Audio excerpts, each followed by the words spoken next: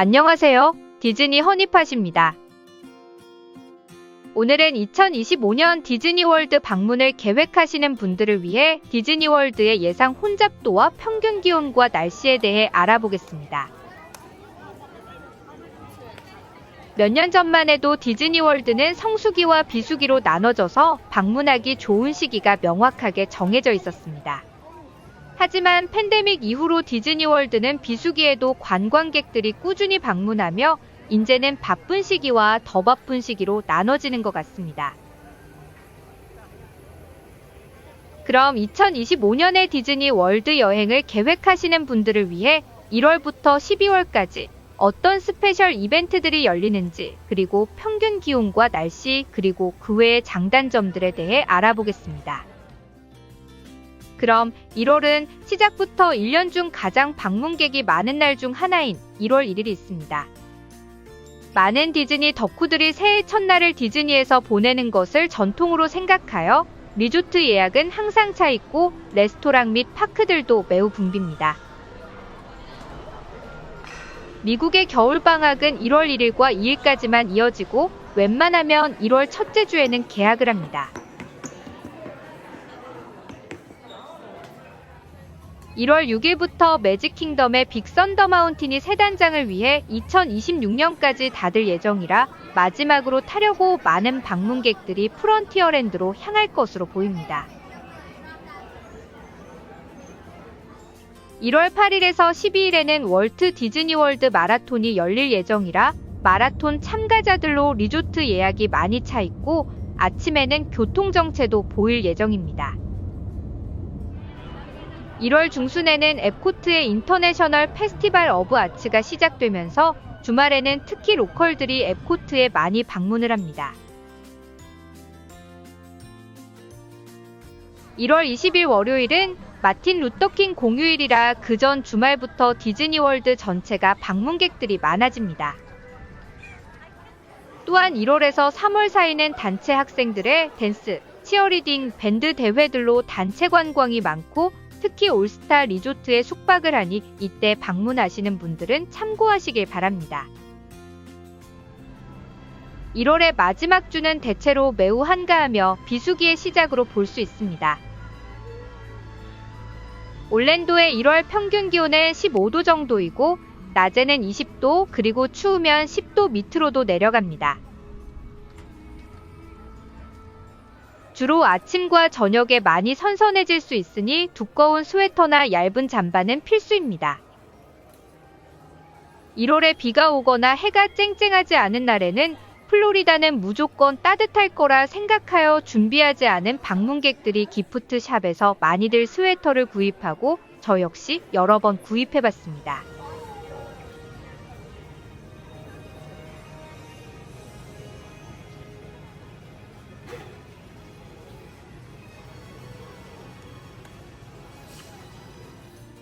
(2월은) 대체적으로 한가한데요. 2월 9일은 미국의 가장 큰 스포츠 게임인 슈퍼볼이 열리는 날이며 그 다음 날에는 슈퍼볼을 이긴 팀의 쿼터백이 디즈니월드 매직킹덤에서 우승 퍼레이드에 참가합니다.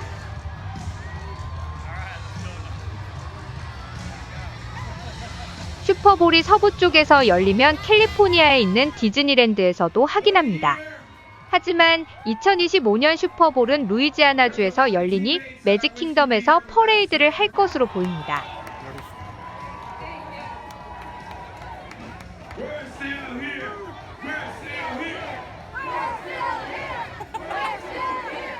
(2월 14일에서 17일에는) 발렌타인데이와 프레지던츠 데이 위켄드가 있어 주말 여행하러 많이들 방문합니다.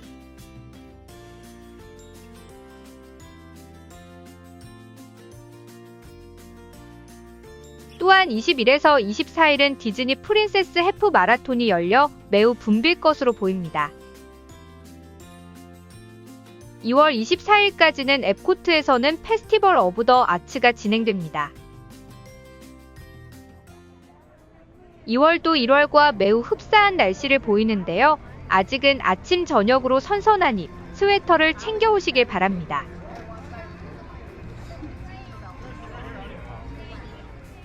3월은 미국 학교들의 봄방학이 본격적으로 시작하는데요. 첫째 주는 아직 한가한 편이지만 둘째 주부터 매우 바빠지기 시작합니다. 아직 2025년의 스케줄은 발표가 나지 않았지만 아마도 앱코트에서는 인터내셔널 플라워 앤 가든 페스티벌이 열릴 예정이니 주말에는 로컬들도 많이 방문해 앱코트는 바쁠 것으로 보입니다. 3월 중순에는 디즈니월드의 ESPN 와이드 월드 오브 스포츠에서는 미국 고등학교와 대학교 운동부의 스프링 트레이닝이 열립니다. 이때는 디즈니 밸류 리조트, 특히 올스타 스포츠 리조트는 단체 손님들로 아주 바빠집니다. 날씨는 평균 기온이 20도인 만큼 너무 덥지도 춥지도 않아 돌아다니기 아주 편한 날씨이지만 비가 1월과 2월에 비해 더 자주 오니 일기예보를 항상 주시하시길 바랍니다.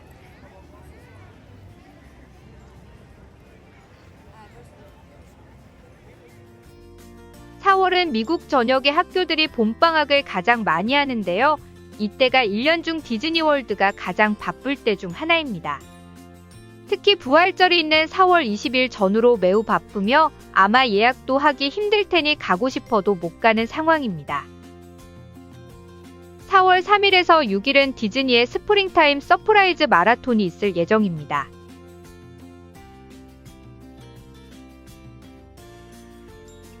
부활절이 껴있는 주에는 매직킹덤과 다른 파크들이 인원 초과를 해 몇 시간 동안 새로운 입장객들이 못 들어가는 상황도 나옵니다.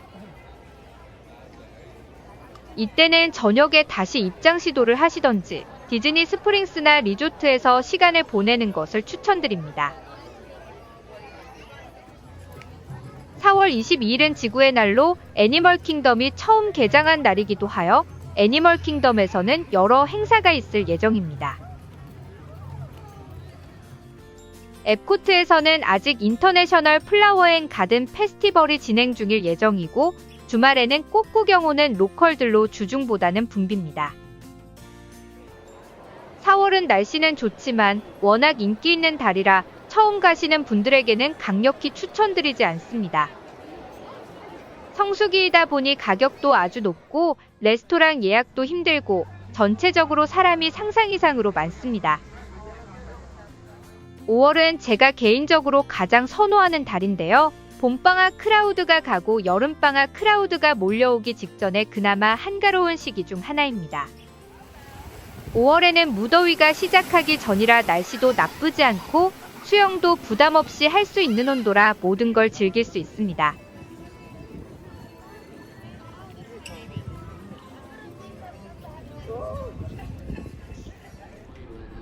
몇몇 특별한 행사들이 있는 날들이 있는데요.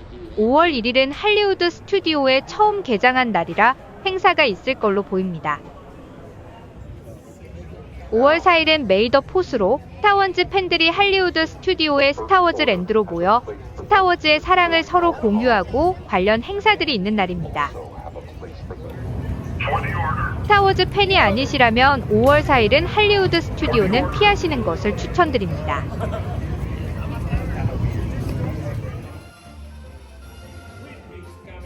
5월 5일은 멕시코의 싱코데 마요 기념일이 있어 앱코트의 멕시코 파빌리온에서 여러 행사가 있을 예정입니다. 이날은 가뜩이나 생기 넘치는 멕시코 파빌리온이 더욱 들떠 있는데요. 마리아치 밴드의 연주와 여러 멕시칸 음식들과 주류들을 마시러 오는 사람들이 넘쳐납니다.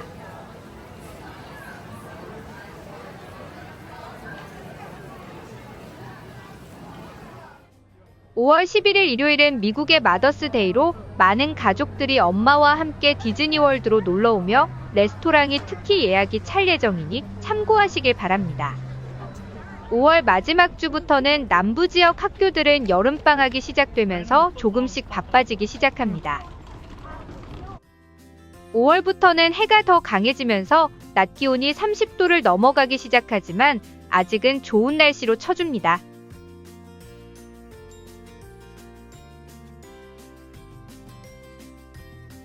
6월은 여름의 시작으로도 보는데요. 몇 년 전만 해도 여름방학이 있는 여름이 성수기였지만 최근에는 봄방학이 더 바쁘다고 합니다. 물론 바쁘기는 하지만 사람이 너무 많아 파크의 인원 제한으로 닫거나 하는 일은 없는 것 같습니다. 해가 길어진 만큼 파크들의 폐장 시간을 연장하여 조금 더 여유 있게 파크를 즐기실 수 있습니다.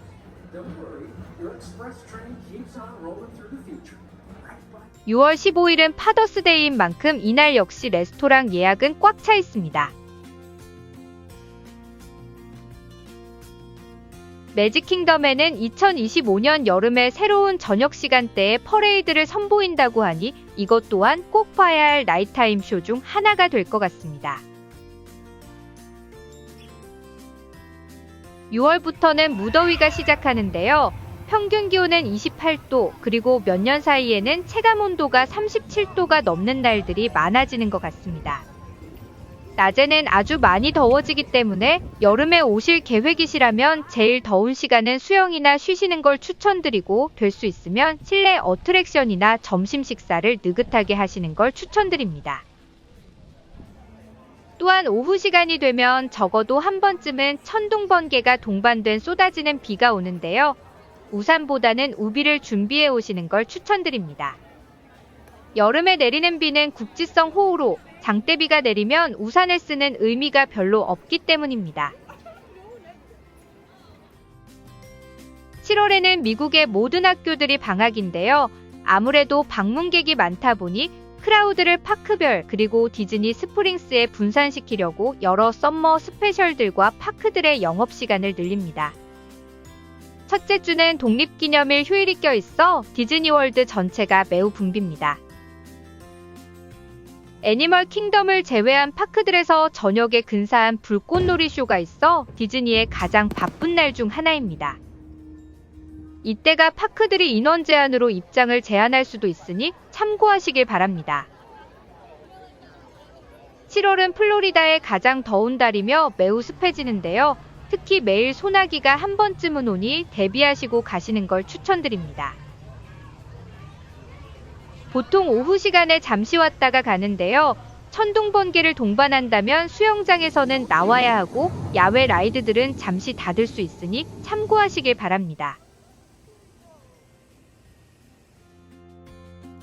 8월은 새학기가 시작하는 달이다 보니 둘째 주부터는 비수기에 접어듭니다. 한국의 여름 방학과 맞춰 오시는 거라면 8월 중순 이후로 오시는 것을 추천드립니다.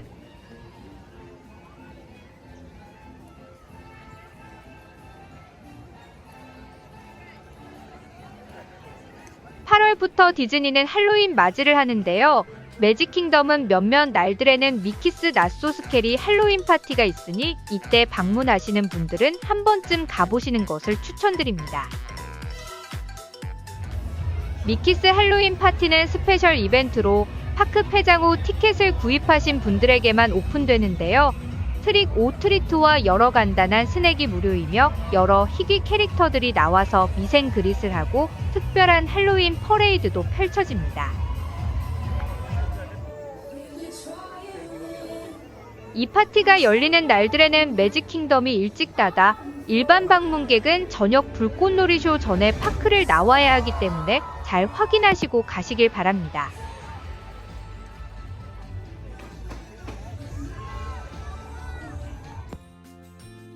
(8월) 말부터 앱코트에서는 푸드 앤드 와인 페스티벌이 열리는데요. 이때는 로컬들이 많이 오니 앱코트 방문을 주말을 피해서 하시는 것을 추천드립니다.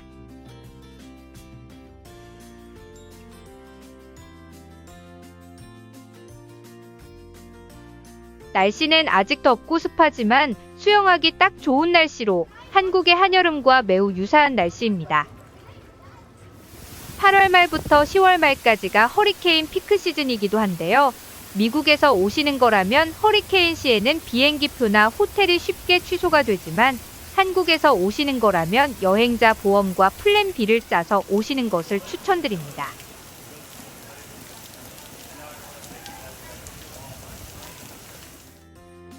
(9월은) 레이버 데이 연휴가 있는 첫째 주를 제외하고 한가한 편입니다.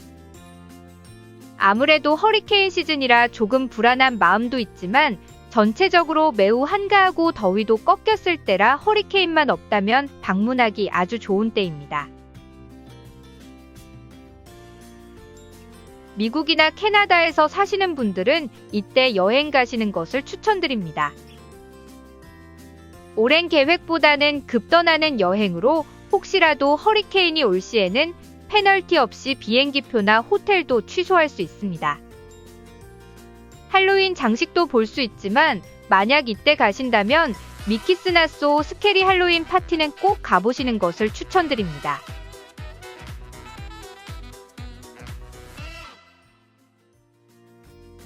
(10월은) 9월보다 조금 더 바빠지기 시작하는데요. 특히 매직킹덤의 할로윈 파티는 일찍이 10월달에 표들은 솔드아웃되고 할로윈과 가을의 데코레이션을 볼 수 있는 마지막 달이다 보니 방문객들이 더 많아집니다.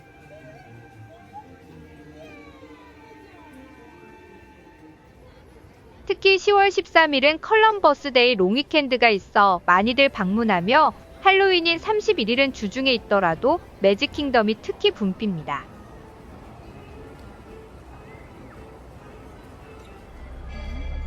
(10월부터) 더위가 많이 꺾이고 비도 많이 줄어드는데요. 그래도 아직은 허리케인이 올 수 있는 달이라 계획하실 때 주의하셔야 할 것 같습니다.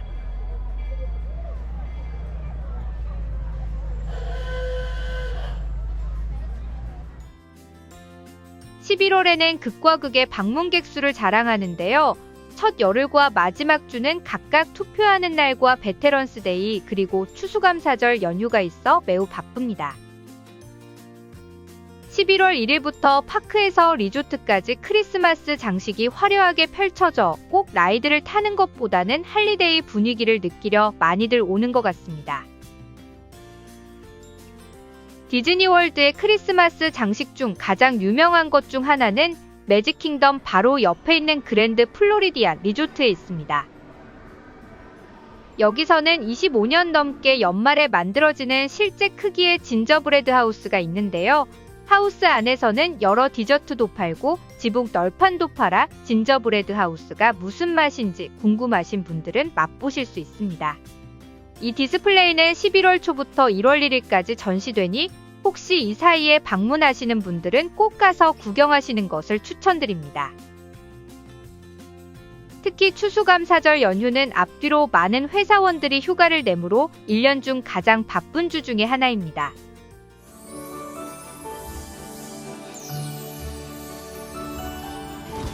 매직킹덤에서는 11월 초부터 미키스 베리메리 크리스마스 파티가 스페셜 이벤트로 열리며 할리우드 스튜디오에서는 잘리우드 나이츠 이벤트가 펼쳐집니다.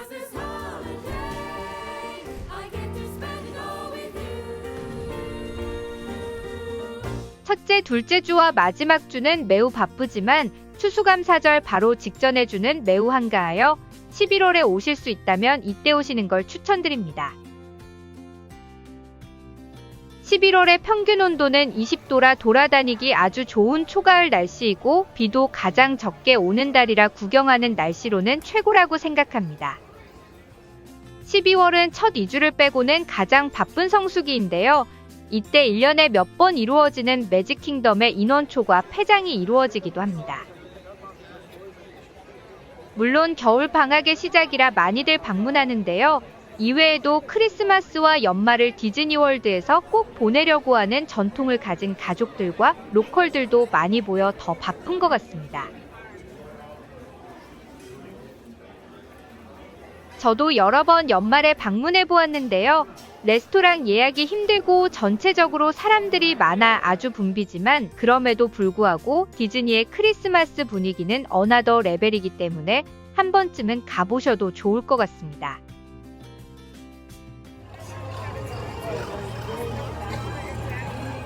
epcot에서는 페스티벌 오브 더 할리데이즈가 추수감사절 끝으로 연말까지 이어지는데요.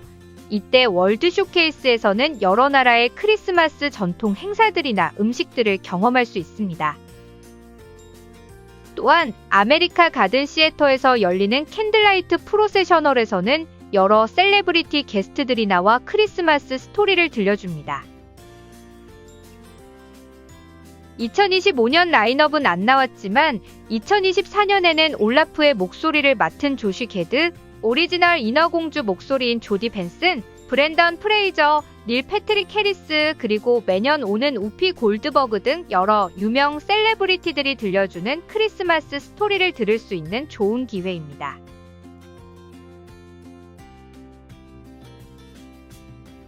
파크에서 라이드 탈 목적보다 구경하는 걸 중점으로 두시고 미리 바쁠 걸 예상을 하고 가신다면 나쁘지 않습니다. 날씨도 평균 기온 17도로 아침 저녁으로 선선해서 긴팔과 긴 바지를 입으셔야 하지만 그래도 크리스마스 장식 사이에서 스웨터 입고 사진 찍는 것도 예쁘게 나옵니다.